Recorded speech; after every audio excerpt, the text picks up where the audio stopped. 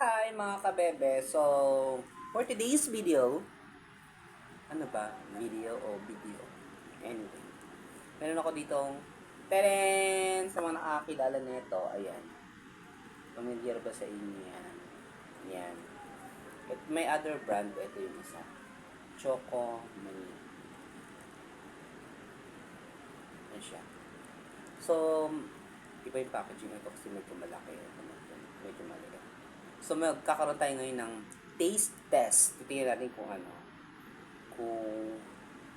anong masarap sa kanila na lasa. Okay. Okay, tingnan natin. Ito muna. Favorite ko to nung bagets pa ako. Well, bagets pa rin naman ako ngayon. Alala niyo ba yan?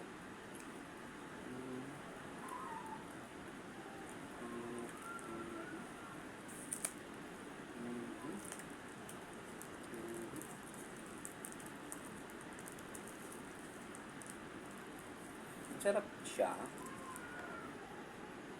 Yung sa texture, yung pinagkaiba sa texture. Wala naman siya pinagkaiba. Halos parehas lang siya.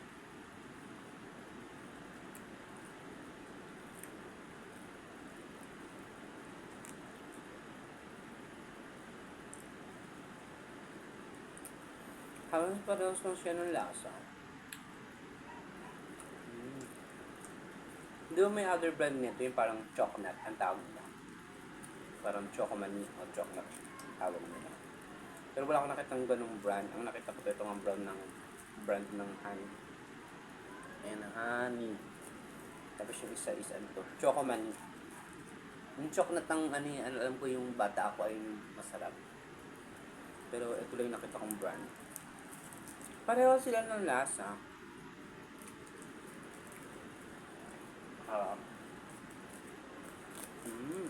Paano sa ingredients? Kinuha ko paano sa ingredients.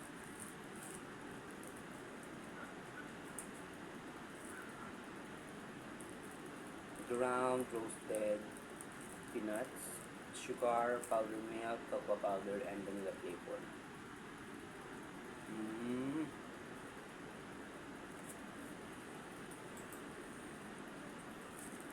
Kaya masarap siya. Tapos naalala ko pa yung bata ako.